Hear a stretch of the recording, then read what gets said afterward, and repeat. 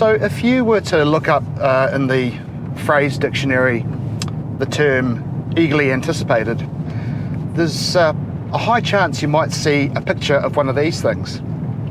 This is the Landrover Defender, and yeah, you're right, it doesn't, from the view you've probably got of it, doesn't look much like what you might think of a Defender, but of course this has been totally re-engineered from the ground up.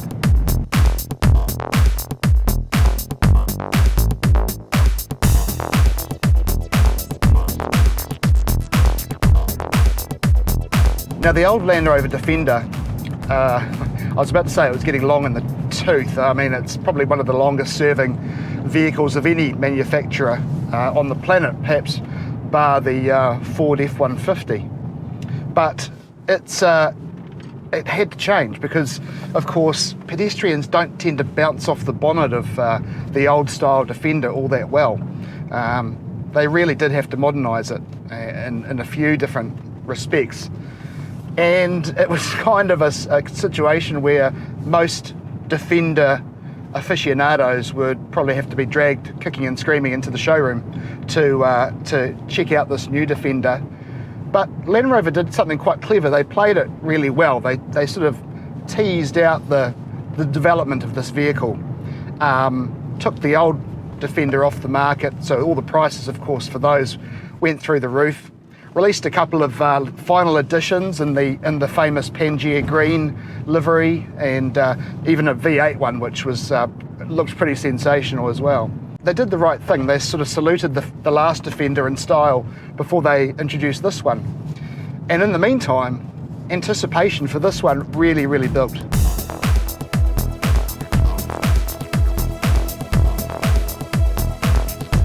So now we've got this one, it's here, I'm driving it, and the first thing that you notice when you see one for the first time is how big it is. Now, given I'm actually in the 110, which is the 5-door, you can configure the 110 as a 7-seater if you want. This one I've got isn't, but I have had another one that was 7 seats and, you know, third row, very roomy as well.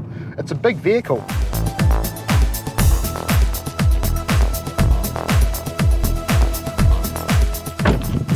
So you can pay about $90,000 for one of these, 110, right up to $164,000. That's the Defender X, and that'll give you all the bells and whistles, every options box basically ticked.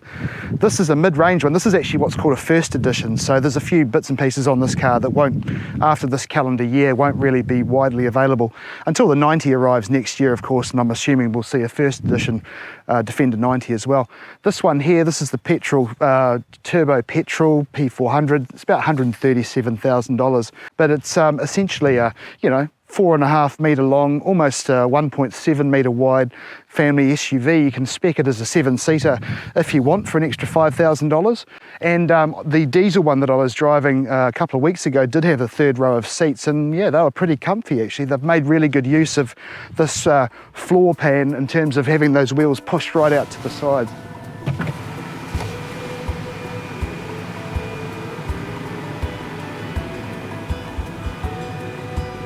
That's a long way back, isn't it? It's a big car. So we've got 2 diesels and 2 petrols at the moment in New Zealand. Only the 110. So the 90, which is the shorter wheelbase version, that'll be coming next year. And I think, I said earlier on how highly anticipated this car was. Well, I think the 90 is possibly going to be even more highly anticipated, probably because it just sort of, I don't know, appeals to maybe the more off-roady adventurer sort of side of the Land Rover Defender's DNA, I suppose. So at the moment we've got a P400, which is what I'm driving right now. So 400, what does that mean? That's, what does it mean? I've forgotten. What's it called? Metric horsepower. I knew I'd get it. Metric horsepower, 400 PS, which, it's about 294 kilowatts.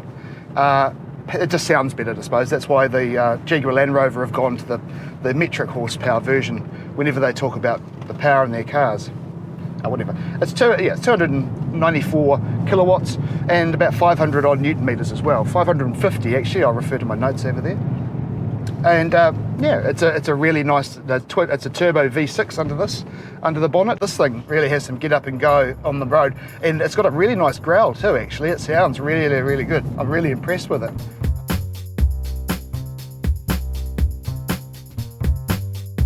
This one, being the first edition, has a few extras on it, and it's also part of what Land Rover have termed their various options packs that they've got.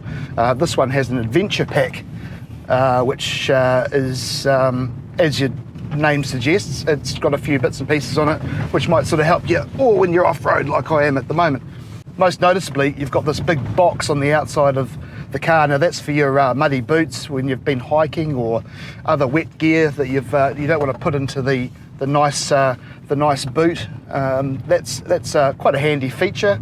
Not very big, of course. It's like a briefcase essentially strapped to the car, and I dare say it probably looks better than it really is in terms of functionality, but it's quite cool. I do quite like it. It does, of course, rob you of one window though in the rear of the car. So if you've got a child that's travelling back there and you know, they get prone to a bit of car sickness, then you might want to rethink the addition of that gearbox on the side.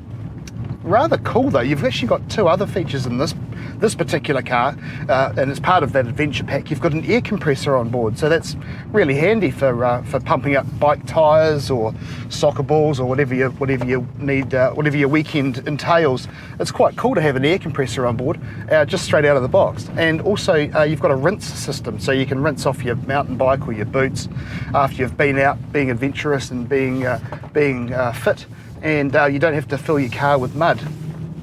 In saying that, the boot of the Defender has got, it's got pretty hard, robust sort of surfaces that could easily wipe out.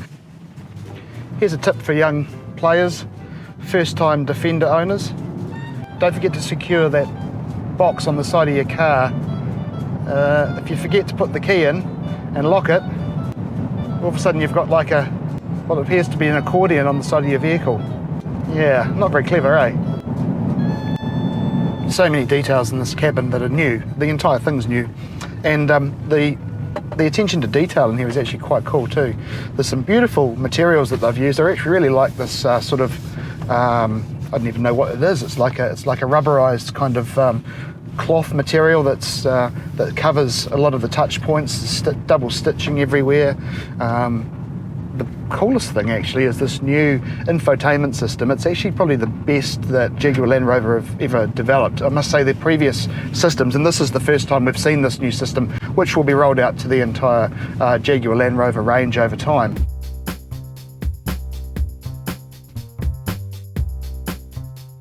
So, it's obviously got a lot more luxurious over time. Does the Defender do much good off-road? Well, that's a silly question, isn't it, really? Because of course it will. Land Rover couldn't, hand on heart, put a vehicle through the assembly line with a Defender badge on it and not make sure that it does everything that the previous generation could do and more. And as a result, everything underneath this vehicle that's standard out of the box is designed to make sure that it will basically go across the mountain range in a straight line. It's all-wheel drive naturally. Of course, you're never going to be able to get a two-wheel drive Defender. Well, I don't think you would. It's got electronic air suspension, which lifts the vehicle up to a crazy height. Like you almost need a stepladder to get out of it when it's fully extended. And that's to help you get over rocks. And of course, you've got that low transfer box with the proper low range gearing. You've got what's called all-terrain progress control, which is kind of like cruise control for off-road. So you basically set it in all-terrain progress control when you're going to go down a decline rather, and you take your feet off the pedals completely. You're still steering, of course, but take your feet off the pedals, and it just kind of creeps its way down the hill. It's really clever. It just takes a little bit of faith the first time you use it that it's going to do it. It's got a 900mm wading depth, which is best in class. I don't think you'll get an easier ride across the river in terms of getting across, and a vehicle. Defender pretty much does that for you. 18-inch wheels are standard. You can go up to 19s and 20s. Obviously 20s are probably more for the for the urbanites among us that will no doubt drive a Defender, you know, your architects, your ad creatives, those kind of guys. It's designed to go wherever you want it to go, and if you only want it to go to the shops, then it'll do that as well.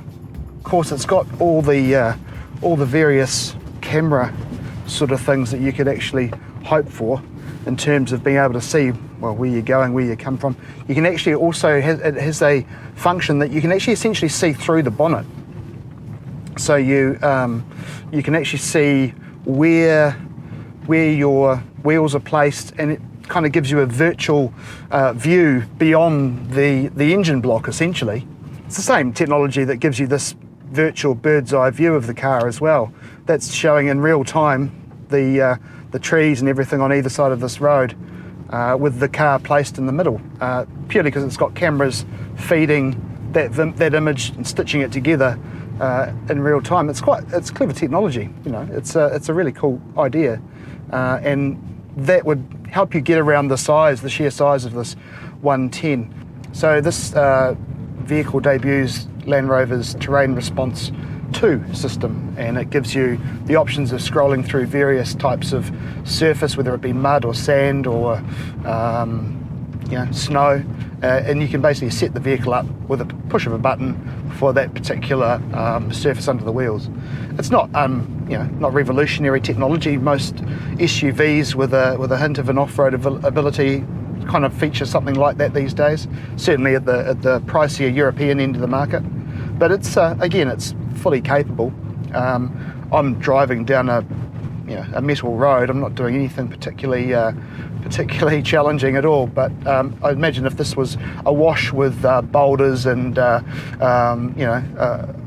tree branches flying around on a horrible winter's day, then I'm sure I would be cruising along just as serenely as I am at the moment.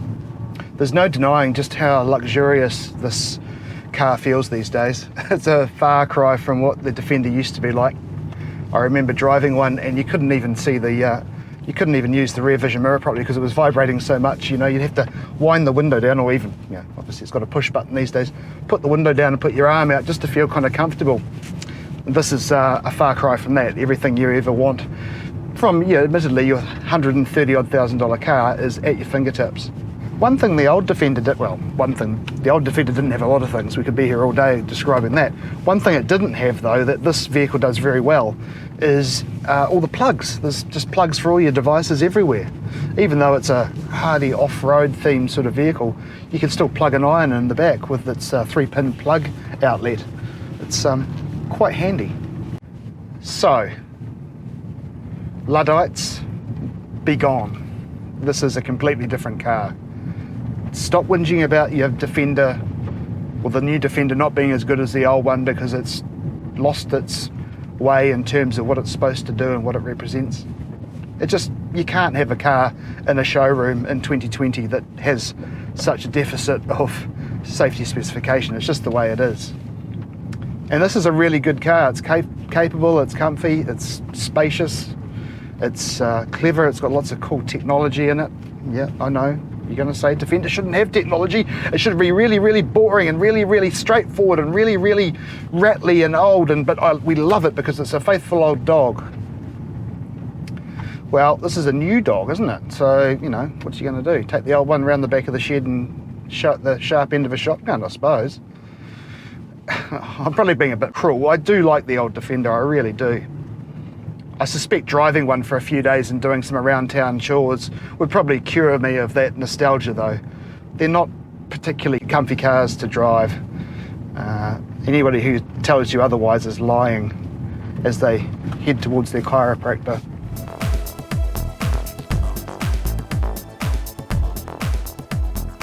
But this is a different vehicle completely. People who may not have actually bought the old Defender will buy this one, because it does do what it says on the tin. It is actually a very capable car off-road. Will people take it off-road? Well, a small percentage probably. Most won't, but they'll want all the stuff that makes it look like it could do really well off-road anyway. And again, they're not going to go and get all that gear and fit it to, I don't know, a Volvo XC90 or a Mazda CX-9. They're just not going to fit all that stuff to those kind of vehicles, even if they are all-wheel drive. This though, you can put all those snorkels, you can put the roof racks, you can put the roof boxes, the weird briefcase thing on the side, you can do all that and it's still in character. And yes, you've spent lots more money than you anticipated, but hey, you've got something that looks like it should go off-road because it can. I really do like the Defender. It's been a long time coming, but I've really enjoyed my time with it. I'm actually going to be a bit sorry to give it back, but at least we have the panacea of that Defender 90 coming in the new year, which again is going to be a fantastic car to drive. So give me a Defender 90.